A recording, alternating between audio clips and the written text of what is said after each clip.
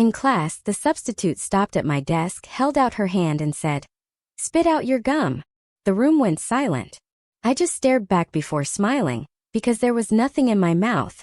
The whole class realized it too, and the awkward pause said everything. You know that feeling when your life just shatters? For me, it started with a nervous laugh and a simple piece of gum, and ended with me being labeled a murderer, my future stolen, and the shocking truth about who was really pulling the strings in a twisted campaign to destroy me. I still remember the classroom, the hum of the fluorescent lights. Mrs. Pierce, our substitute, had just asked me to spit out my gum. I chuckled nervously, trying to play it cool, but I handed it to her anyway. And then everything went silent. Her whole body suddenly crumpled to the floor, convulsing, shaking like she was in the middle of a seizure. Chaos erupted. People were screaming, "Call 911. Get the nurse. Someone do something." It was like a horror movie playing out in front of me, and I was just frozen in my chair, pinching myself, convinced I was caught in some terrifying fever dream. Then the nurse burst in, looking frantic, yelling that Mrs. Pierce's throat was closing. She jabbed an EpiPen right into her thigh. Kids started recoiling from my desk, scrambling backward, as if I was contagious. My friend Ella grabbed my arm, her grip like a vice. "What did you do?" she hissed, her eyes wide with fear. My mind was racing, trying to catch up. "Nothing," I stammered. "I just spit out my gum." But it was too late. From somewhere behind me, a chilling whisper cut through the noise. "Murderer." The paramedics arrived, and the way they looked at me, it was like I was a ticking bomb. They immediately put on double gloves before even approaching me. One of them kept grilling me, asking if she'd been stung by a bug, or if anyone saw her take medication. They were checking Mrs. Pierce's arms and neck for bites, for anything. I kept repeating, "She just asked about my gum." But he just stared at me, his eyes saying I was wasting his precious time with irrelevant details. They wheeled her out, her body still twitching, still seizing. "Don't touch anything this student touched," one of them barked. "We need to isolate the source." Another paramedic leaned into my face, his breath hot. "Have you been feeling sick? Any rashes?" "No. I feel fine, why?" I practically shouted, but they didn't listen. They took my temperature anyway, checked my throat. Everyone watched me like I was some kind of alien, a dangerous specimen. Then the principal rushed in, his eyes immediately locking onto me, bypassing everyone else. "Get all the other students out now," he ordered, nodding to the security guard, who promptly stood by the door, blocking the exit. "Sir, I don't understand what's happening," I pleaded, my voice cracking. "She just asked me to spit out." "We need to contact your parents immediately," he interrupted, his tone chillingly formal. The vice principal leaned over, pointing a finger at me, whispering, "Is this the one who vandalized?" Vandalized? What were they even talking about? They started photographing me from multiple angles.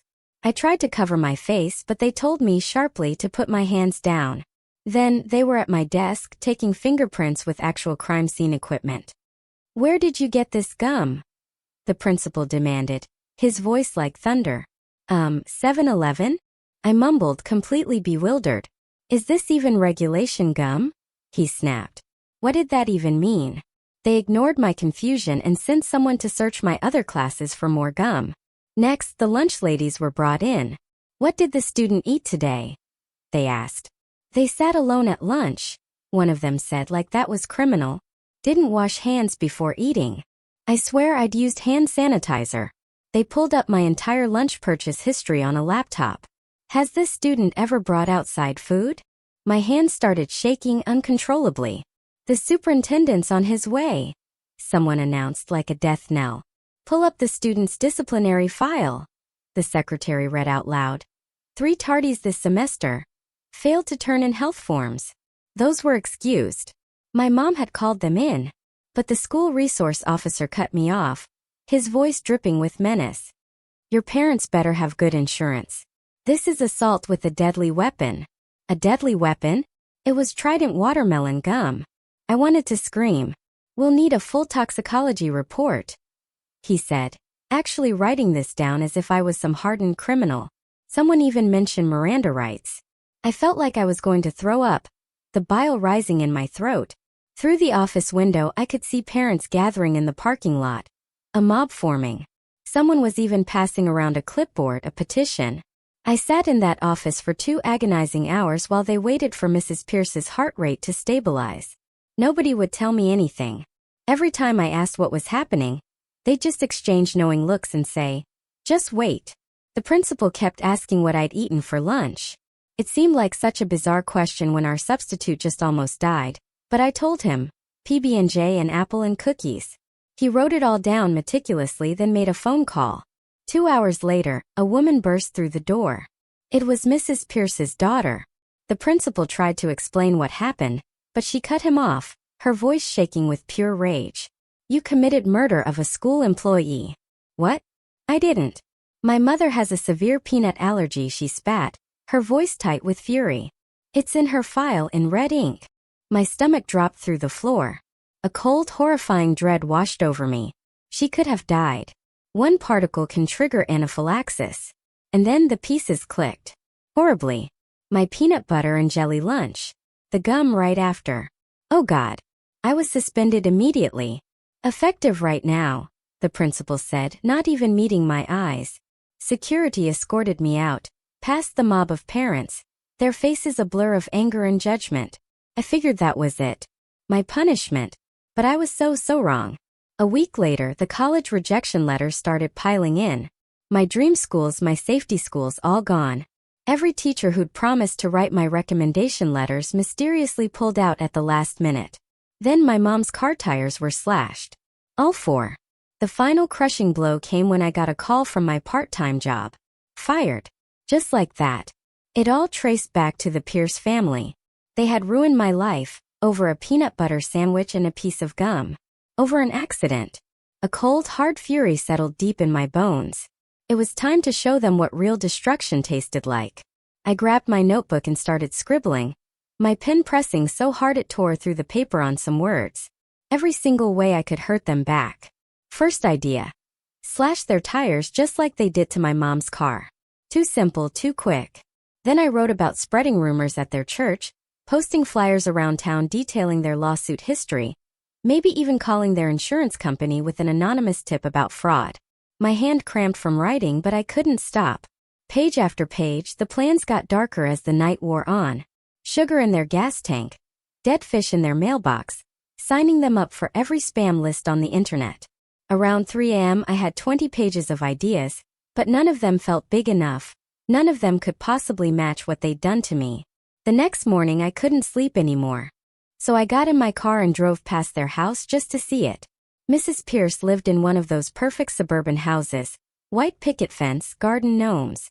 Her daughter's silver Honda was in the driveway, with that stupid bumper sticker about her kid being an honor student at elementary school. I slowed down, memorizing every detail. Their recycling bin was full of wine bottles. Their lawn was starting to go brown in patches. The curtains were still drawn, even past 9 a.m. They had one of those security company signs in their yard, probably new since the incident. I drove around the block 3 times, noticing where the streetlights were, which houses had dogs, any visible cameras. Then I headed to the library. I had to be smart about this. Couldn't use my own computer or internet for what I was planning. The library had those old computers in the back that nobody ever used. Perfect. I created 5 different fake Facebook and Twitter accounts, using random stock photos and giving them basic backstories of people who'd lived in town for years.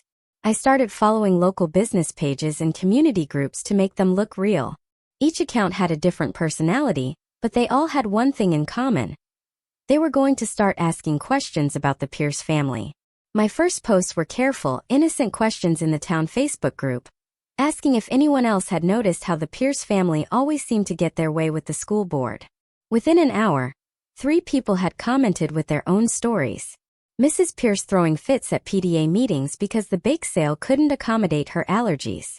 Demanding special treatment at every school event. Making other parents feel bad for bringing normal snacks to class parties. One mom even said Mrs. Pierce had threatened to sue when her kids' birthday cupcakes were brought to school, even though her daughter wasn't even in that class. I screenshotted everything, saving it all, and kept digging, using the library's access to public records databases that most people didn't even know existed. That's when I found the gold mine. 3 separate lawsuits filed by Mrs. Pierce against local businesses in the past 5 years. All claiming negligent allergen exposure. All settled out of court for undisclosed amounts. An ice cream shop, a bakery, even a movie theater for serving peanut M&Ms. The pattern was so obvious once you looked for it. Find a business, claim exposure, threaten to go public, then settle quietly. My phone buzzed. A Facebook message to one of my fake accounts from someone named Lance Crawford. He said he was a journalist with the local paper and had seen my posts about the Pierce family. He wanted to know if I had any more information about these lawsuits. Said he'd been hearing rumors for years, but nobody would go on record. I was careful with my response. I told him I just noticed some patterns in public records and thought it was interesting how often they seem to end up in legal disputes. I sent him the case numbers for the lawsuits, but didn't give him anything that could trace back to me. Let him do his own digging and draw his own conclusions. 3 days later, I was at the grocery store buying milk when I heard 2 moms in the next aisle talking about whether peanut allergies were even real, or just parents being dramatic for attention. One of them mentioned seeing something online about the Pierce family's lawsuit history. She wondered out loud if maybe some people used allergies as a way to get money from businesses. I pulled out my phone and from another fake account posted a simple question. Does anyone else think it's weird how many businesses in town have been sued for allergen exposure by the same family? The comments started flooding in within minutes. People sharing stories I hadn't even heard yet, connecting dots I hadn't seen. My mom walked into my room that night and saw me hunched over my laptop, eyes glued to the screen. She asked what I was working on so intensely. The lie came out smooth and easy. I told her I was researching community colleges, since all my first choices had rejected me, looking at programs that might still accept late applications. She rubbed my shoulder and said she was proud of me for not giving up, that the Pierce family couldn't keep me down forever. I felt sick about lying, but also weirdly proud of how good I'd gotten at it. My phone lit up with a text from Ella, saying she'd been thinking about what happened and something didn't feel right about the whole thing. She wanted to meet at the coffee shop tomorrow to talk, said she had some things she wanted to tell me about what she'd heard after I was suspended. Part of me thought it might be a trap, maybe the Pierce family sending her to get information about what I was doing. But another part hoped maybe she was starting to see the truth. I texted back that I'd meet her at 2 o'clock, already planning my escape routes in case things went bad. The next day, I got to the coffee shop early and sat where I could see both exits. I watched Ella walk in looking nervous and guilty. She sat down across from me and immediately started apologizing for grabbing my arm that day. Said she'd been caught up in the panic and didn't think straight. She told me she'd been noticing things since then, how the Pierce family seemed to have a lot of power in town, how Mrs. Pierce's daughter had bragged about getting me fired from my job, how the whole thing felt planned somehow. I pulled out my phone to show her the fake accounts I'd been using, but then stopped myself. Trusting anyone felt dangerous now. She leaned closer and whispered that Lance Crawford from the local paper had been asking questions around school about the Pierce family. My heart started racing. That meant my posts were actually working. 2 days later, I was scrolling through Facebook when I saw it. Lance's article, with the headline asking why one family had filed so many allergen lawsuits against local businesses. The comment section went absolutely crazy within minutes, with people sharing stories about Mrs. Pierce screaming at the bakery owner last year, and her daughter threatening to sue the ice cream shop. I screenshotted everything, saving it to multiple folders just in case. My mom came home that night looking tired and asked if I'd seen the article about the Pierce family online. I shrugged and said maybe I'd seen something, but tried to act like I didn't care, even though my hands were shaking under the table. The next morning, Mrs. Pierce's daughter posted this long video on Facebook, tears streaming down her face, talking about how her family was attacked online for no reason. She wore a pristine white shirt that made her look so innocent, and kept wiping her eyes with tissues, saying they were just trying to protect her mom's health. People in the comments started defending her, calling whoever started the rumors a monster. Some lady named Karen wrote that she hoped they found who was behind the hate campaign and pressed charges. I felt sick watching everyone by her act, when she'd literally destroyed my whole future over an accident. That night I stayed up until 3 a.m., making a new email account. I sent Lance all my college rejection letters with the dates circled in red. I included screenshots of my termination email from work, making sure to highlight how everything happened right after the gum incident. I didn't sign it or give any hints about who I was, but I knew he'd connect the dots. 3 days later, Lance published another article, mentioning the strange timing of a local student losing college opportunities right after the substitute teacher incident. He was careful not to accuse anyone directly, but he included a timeline that made it pretty obvious what had happened. The Pierce family supporters started fighting with people who thought something fishy was going on, and the whole town Facebook page turned into a war zone. I was eating breakfast when the phone rang. My mom answered looking confused. She covered the phone and mouthed that it was the principal. Then her face went white as she listened. After she hung up, she sat down across from me and said the principal had warned her about inflammatory online activity that could result in legal action against our family. She asked if I knew anything about it, and I said no, my stomach twisting into knots. The principal couldn't prove anything, but the threat was clear. Back off, or they'd come after us even harder. That afternoon I texted Ella, asking if she'd heard any news from the school since I wasn't allowed back. She replied that her friend, who worked in the office, said Mrs. Pierce was scheduled to start substitute teaching again next week. The thought of her walking those halls teaching other kids while I was banned made my blood boil so hot I thought my head would explode. I spent the rest of the day pacing my room, punching my pillow, because the rage had to go somewhere or I'd lose my mind. Around midnight, I grabbed my dad's old hoodie and drove to the school with a can of spray paint I'd bought weeks ago for an art project. The parking lot was empty and dark, with just one security light flickering near the main entrance. My hands shook as I sprayed allergic TO accountability in huge red letters on the wall, where everyone would see it when they arrived. It was stupid and reckless, but seeing those words on that wall felt better than anything had felt in weeks.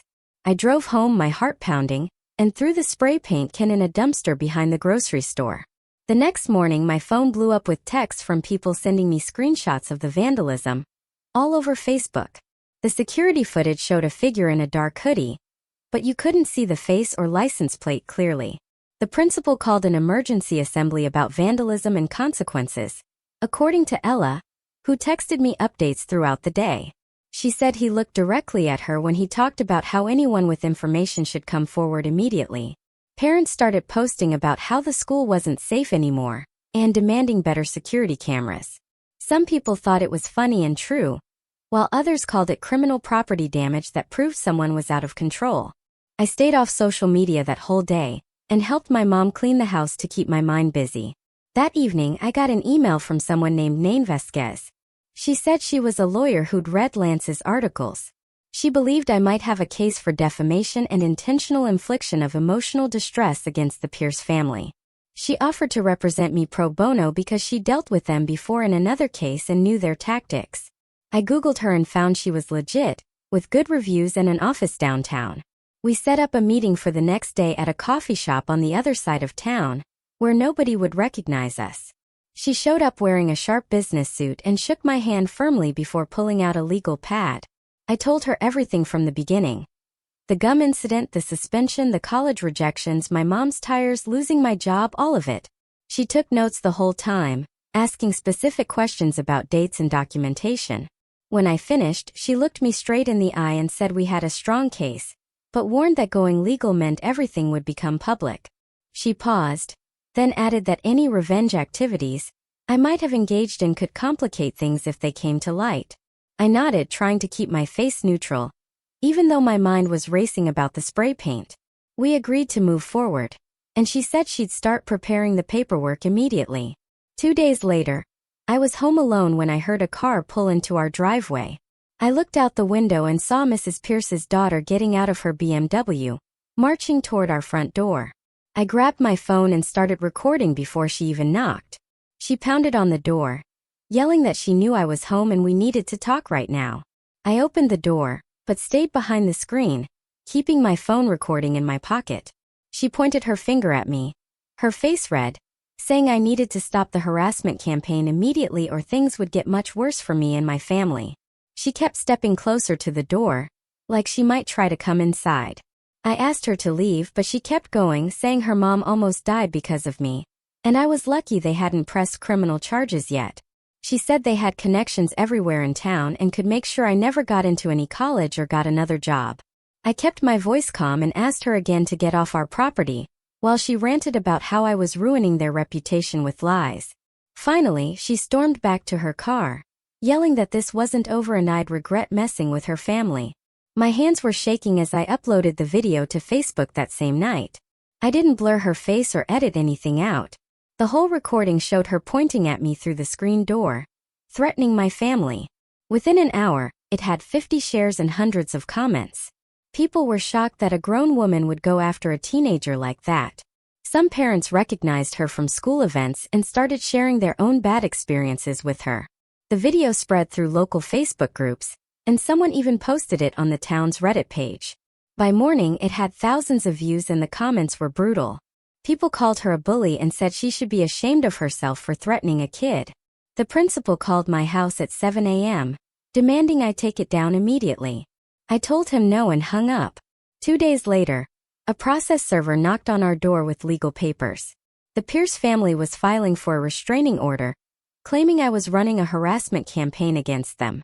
The paperwork said I was causing them emotional distress and damaging their reputation. My mom read through it and actually laughed at the part where they claimed to be victims. We had to appear in court the following week. Nain met us at the courthouse wearing a sharp black suit and carrying a thick folder of evidence. She'd organized everything perfectly with tabs and labels. The timeline of my college rejections matched exactly with when the Pierce family started their campaign.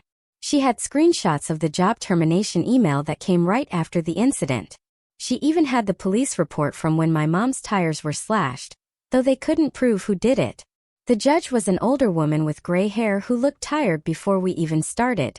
The Pierce family's lawyer went first and painted me as a dangerous student who'd poisoned a teacher and was now stalking the family online. He showed printed screenshots of the fake social media accounts I'd made and tried to connect them to me. Nain objected, pointing out they had no proof those accounts were mine. When it was our turn, Nain laid out everything chronologically.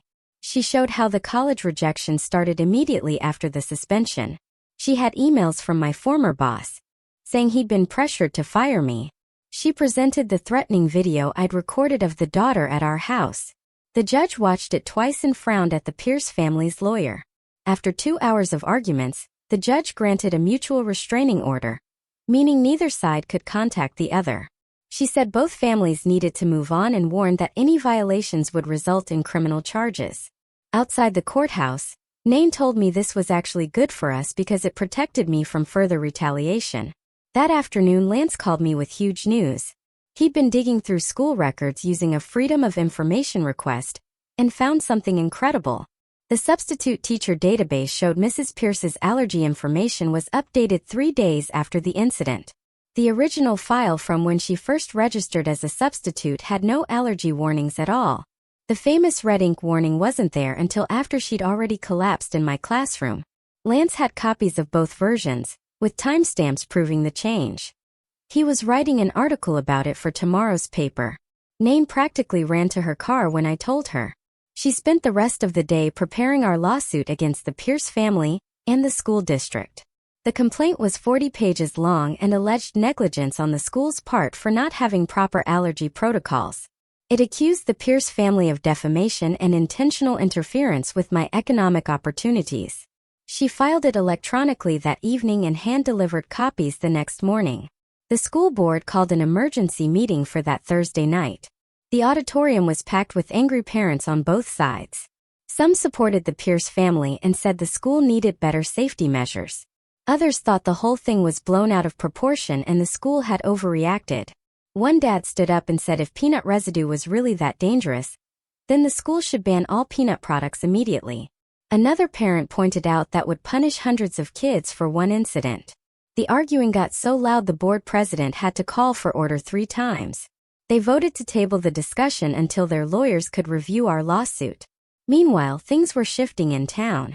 The daughter's best friend posted on Instagram that she couldn't support someone who would destroy a teenager's future over an accident.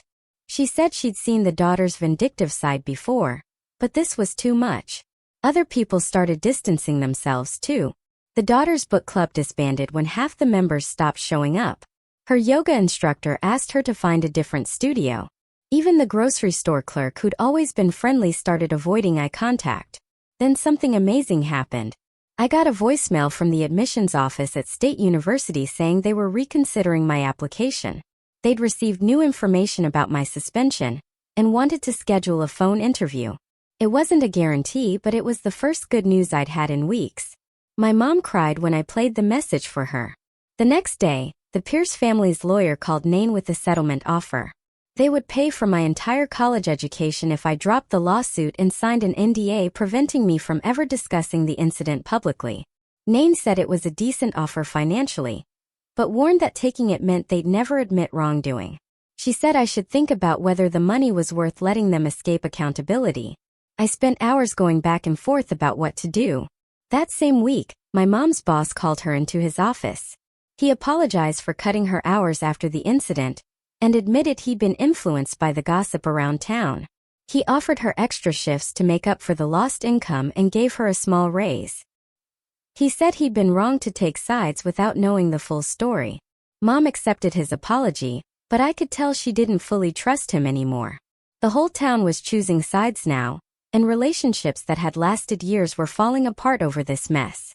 3 days later, my phone rang at 6 a.m. with Nain's number showing up. She told me to check the news immediately because something happened at the Pierce house overnight. I pulled up the local news site and there it was, a photo of their front porch with a plastic bag sitting by the door. The article said someone left peanuts with a note that said, "Karma has allergies too," and the family was treating it as a threat. The cops were already at my house by 7 a.m., asking where I was last night. I showed them my work schedule and the security footage from my job that proved I was there until midnight. They still acted like I was guilty and said the Pierce family wanted to press charges for harassment. Nain showed up while they were still questioning me and told them to leave unless they had actual evidence. The whole thing made me look worse, even though I had nothing to do with it. 2 weeks later, Ella got called in for her deposition about the original incident. Nain let me sit in the room while she testified, and I couldn't believe what I was hearing. Ella admitted she grabbed my arm that day because everyone else was freaking out and she got caught up in the panic. She said looking back, she realized I was just as confused as everyone else and she felt bad for immediately blaming me. Her testimony was recorded and Nain said it would help our case since Ella was one of the first people to accuse me. The school board met again the following week and finally did something useful. They announced new rules for substitute teachers that required them to submit verified medical documentation about any allergies before they could start working. The principal sent out an email saying this would prevent future incidents, and I wanted to scream that it was too late for me. It was a tiny victory, but at least they admitted their system was broken. Then I heard through the grapevine that Mrs. Pierce was coming back to work, but not at the high school. They assigned her to the elementary school instead, which seemed insane to me. Parents started complaining immediately because little kids eat peanut butter all the time and can't be expected to wash their hands perfectly. The PTA had an emergency meeting where people argued about whether someone that allergic should be around kindergartners at all. My mom came home from the grocery store saying she overheard two moms saying Mrs. Pierce was putting herself in danger on purpose for attention. The anger I'd been carrying around was eating me alive. So, I finally agreed to see a therapist. My mom found someone who took our insurance, and I went to my first appointment feeling stupid about the whole thing. The therapist listened to me rant for 20 minutes about how unfair everything was, and then asked me a simple question about what I wanted to happen next. I realized I'd been so focused on revenge fantasies that I wasn't thinking about my actual future. She helped me see that staying angry was keeping me stuck in that classroom where Mrs. Pierce collapsed. We made a plan to work through the trauma, but I still left feeling raw and exhausted. A month later came the worst part, my deposition with the Pierce family's lawyer.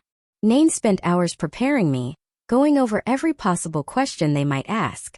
The lawyer was this older guy who kept trying to get me to admit I'd vandalized the school or made the online posts about them. I stuck to the truth that I was angry, but I didn't do those things and he kept pushing and pushing. Nain objected to half his questions and we took 5 breaks because I was getting too upset. The whole thing took 6 hours and by the end I felt like I'd been hit by a truck. Lance called me the next week saying his investigation was ready to publish.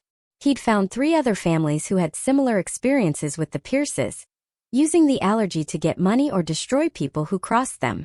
One family had their small business shut down after Mrs. Pierce claimed they didn't take her allergy seriously at a catered event. Another family's kid got expelled from private school after accidentally bringing trail mix near her. The pattern was clear, and Lance had all the documentation to prove it. The article came out on a Sunday, and by Monday morning it had been shared over 1,000 times. People were finally seeing what I'd been saying all along. The school district's lawyers contacted Nain that same week with a settlement offer. They would clear my disciplinary record completely and write a letter to all the colleges explaining that my suspension was an overreaction to a medical emergency. They also offered a small cash settlement for the damage to my education. Nain said it wasn't everything we wanted, but it would help fix my college applications. I wanted them to admit more fault, but she reminded me that getting my record cleared was the most important thing. We were still negotiating when the next disaster happened. Mrs. Pierce had another allergic reaction at the elementary school when a 5-year-old hugged her after lunch. The kid had eaten a peanut butter sandwich and hadn't washed his hands. This time, people weren't as sympathetic because everyone was asking why she kept putting herself in these situations. The parents at the elementary school started a petition to have her transferred somewhere else. My old boss from my part-time job called that afternoon. He said he'd read Lance's article and realized he'd been pressured by the Pierce family's threats about lawsuits. He offered me my job back with all the back pay I'd missed. I needed the money for college, so I said yes. But I couldn't shake the feeling that he was just covering his own ass. The trust between us was completely gone, and going back to work there felt like admitting defeat somehow. 3 weeks later, we were all sitting in a conference room at some law office downtown for the mediation. The room had this huge table, and everyone looked uncomfortable being there. Mrs. Pierce sat across from me, with her daughter right next to her and their lawyer on the other side. Nain had warned me this would be tough, but I wasn't ready for what happened next. About an hour into going over all the documents and evidence, Mrs. Pierce just started crying. Not quiet tears either, but full-on sobbing while her daughter tried to shush her. "I never wanted any of this to happen," she kept saying between sobs. Her daughter grabbed her arm hard and told her to stop talking, but Mrs. Pierce kept going anyway. "This whole thing got out of control, and I'm so sorry." Her daughter's face turned red, and she whispered something harsh that made Mrs. Pierce stop talking completely. The mediator called for a break, and that's when it clicked. I realized who was really running this whole revenge campaign against me. During the break, Nain pulled me aside to show me something on her laptop. She'd been digging into court records from other states and found 3 different lawsuits filed by Mrs. Pierce's daughter in the past 5 years. Each one was for harassment or defamation against people who'd supposedly wronged her mother. The pattern was so obvious once you saw it all laid out. They'd move to a new town, find someone to target when something went wrong, get money through threats or lawsuits, then move again. One family in Ohio had their bakery almost shut down after Mrs. Pierce claimed they didn't take her allergy seriously. Another case in Michigan involved a teacher who got fired after accidentally bringing almonds to a staff meeting. Nain had printed everything out, and when we went back into the mediation room, she slid the papers across the table. Their lawyer's face went white when he saw it all. The mediator spent the next 2 hours going through everything and finally said what we all knew was coming. He recommended the Pierce family pay for my college costs plus damages for the lost job and other stuff, but they wouldn't have to admit they did anything wrong legally. It made me so mad that they could destroy my life and just write a check to make it go away.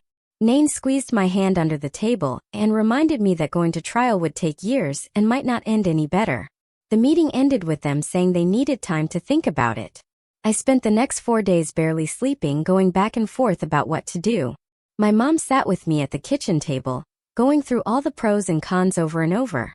She kept reminding me that my future was more important than making them admit what they did. "You can rebuild your life with that money," she said. "Or you can spend years fighting and maybe get nothing." She was right, but it still felt wrong to let them buy their way out of this. On the 5th day, Nain called to say they'd agreed to the settlement but wanted a full NDA so I could never talk about what happened. That was their final offer, and if we didn't take it, they'd fight us in court forever. I told Nain, absolutely not. If I took their money, I at least wanted people to know the basic facts about what really happened. We went back and forth for another week, with lawyers arguing about every little detail. Finally, Their lawyer admitted that going to trial would be worse for them, because all the evidence about their past lawsuits would become public record. They agreed to the settlement with no NDA on the basic facts. Just couldn't share the settlement amount or their personal information. The check came through 2 weeks later, and when I saw the amount, I actually felt sick. It was enough for 4 years of college, plus living expenses, plus extra for all the damage they'd caused. My mom cried when she deposited it because she'd been so worried about how we'd pay for college after everything that happened. The money sat in that account feeling dirty, like I'd sold out somehow. But it was also my only chance at the future they'd tried to steal from me. A week after that, 2 of the colleges that had rejected me sent new letters. The school district had finally sent out their letter explaining that my suspension was an overreaction to a medical emergency and shouldn't be held against me. One was my dream school 3 states away and the other was local. I picked the one farthest from this town without even thinking twice. I needed to go somewhere nobody knew this story, where I could just be a normal college student instead of the kid who almost killed a teacher with peanut butter. The same day I accepted the college offer, Mrs. Pierce's daughter posted another video online, trying to play victim one last time. She talked about how her family was persecuted and forced to pay money they didn't have. But this time the comments section destroyed her. People had seen Lance's articles and knew about their history of lawsuits. Someone posted screenshots of the other families they targeted. Another person found records showing they weren't poor at all, but had plenty of money from all their previous settlements. Within 3 hours, she deleted the video, but screenshots were everywhere. 2 days later, she posted that they were moving to another state for a fresh start because of all the harassment they'd faced here. Good riddance. Graduation day came faster than expected, and the principal had called to say I was allowed to walk with my class despite everything. My mom helped me iron my cap and gown the night before, and we didn't talk about how different this day was supposed to be. When they called my name, some people clapped while others stayed silent. A few parents actually booed, but I kept my head up and walked across that stage, knowing I'd survived everything they tried to do to me. I shook the principal's hand even though part of me wanted to refuse, took my diploma, and walked off that stage, finally free from that place. The next week, there was an awards ceremony for local journalism, and Lance won first place for his investigation into the Pierce family. In his acceptance speech, he thanked a brave young person who refused to be silenced, without saying my name. He held up that award and said, "Sometimes the truth takes time to come out, but it always finds a way." I watched the live stream from my room while packing for college and actually smiled for the first time in months. The next morning, my mom and I took the settlement check to the auto shop to finally fix her car the right way. The mechanic showed us the damage from the slashed tires and said whoever did it used a box cutter, based on the cut patterns. My mom didn't say anything about it, but I saw her jaw tighten when she signed the repair order. We used part of the settlement money, and she kept the receipt in a folder she labeled evidence, even though we both knew we'd never need it again. That same week, Ella started texting me and asked if I wanted to grab coffee after school. I met her at the Starbucks near campus, and she told me how watching me fight back against the Pierce family made her realize she'd been letting people walk all over her too. She'd finally reported the girls who'd been stealing her lunch money since freshman year, and they got suspended. We started hanging out more, and she helped me pack for college while telling me about her own plans to study nursing. She said that day in class when Mrs. Pierce collapsed, taught her she wanted to help people in medical emergencies instead of just standing there frozen. I drove past the Pierce house one afternoon and saw the for sale sign had been up so long it was starting to fade. The realtor told my mom at the grocery store that nobody wanted to buy it after everything that happened. People in town called them the lawsuit family now, and nobody wanted that bad energy in their house. I spent 3 days writing my college essay about the whole mess and how it taught me that injustice can happen to anyone, but fighting back matters more than winning. The admissions counselor emailed me later, saying it was one of the strongest essays she'd read that year, and it showed real character growth. A letter came from Mrs. Pierce 2 weeks before graduation, and I could tell her lawyer wrote it because it used words like regrettable incident and unintended consequences. She said she was sorry for how things escalated, but never actually admitted they went too far. I kept the letter in my desk drawer as a reminder that some people will never really take responsibility. The school sent out an email about new mandatory allergy training for all staff and students starting next year. Kids started calling it the Pierce Protocol, when teachers weren't around, but nobody said it to their faces. They made everyone watch a video about cross-contamination and how to use an EpiPen, and the principal announced zero tolerance for food bullying. My last week in town, I had to drive past their house to get to the bank and saw a moving truck in the driveway. Workers were loading boxes and furniture while Mrs. Pierce stood on the lawn directing them. I didn't feel happy or sad or angry, just empty where all that rage used to live. 3 months later, I was at freshman orientation, listening to the resident life coordinator talk about roommate agreements. Nobody knew who I was or what happened, and I liked it that way.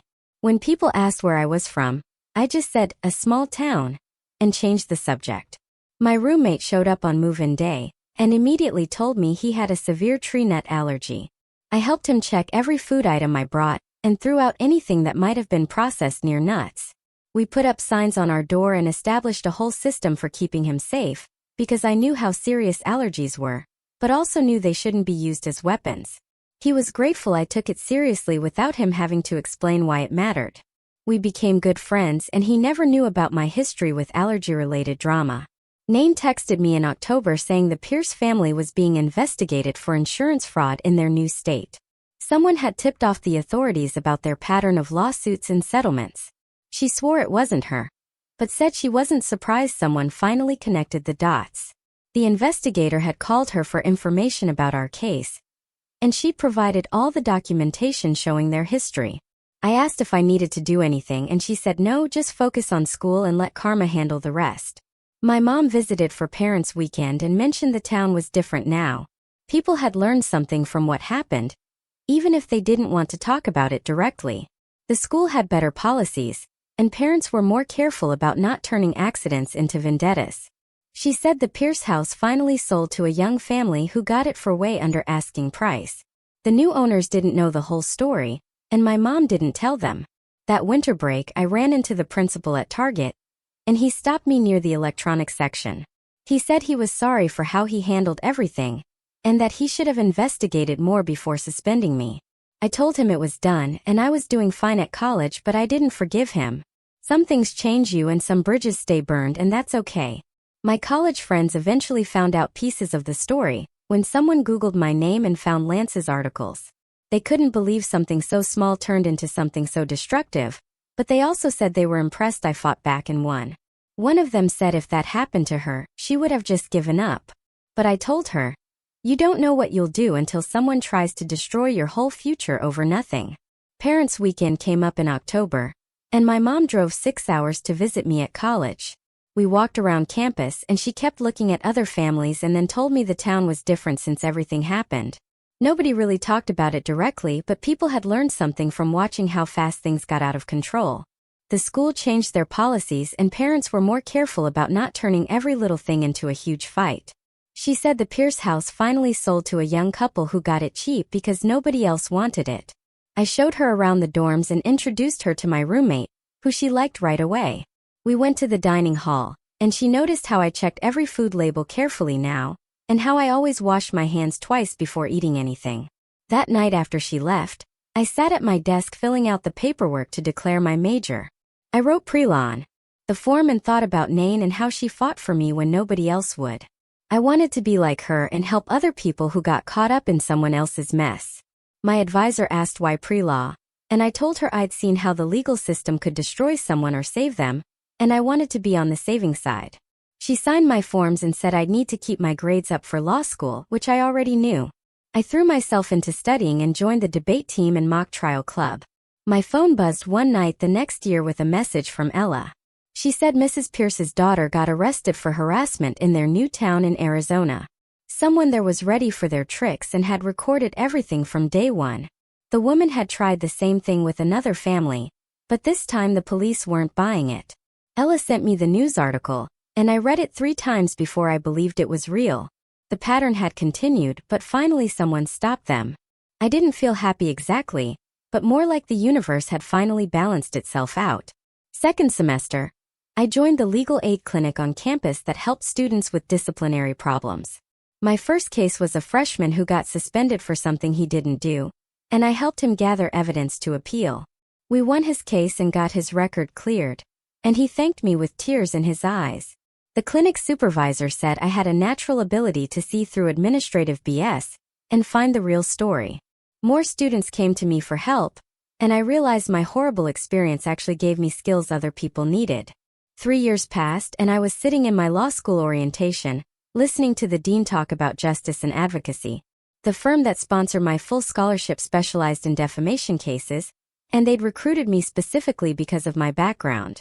My supervising attorney said the Pierce family had accidentally given me the perfect origin story for this kind of law. I was going to spend my career turning injustice into justice one case at a time, and help people who got steamrolled by someone with more power. The girl sitting next to me asked why I chose defamation law, and I told her it chose me when I was 17 and someone tried to ruin my life over peanut butter. She laughed, thinking I was joking, but then saw my face and realized I was serious. That's when I knew I'd found my calling. And the Pierce family's attempt to destroy me had actually created exactly who I was supposed to become.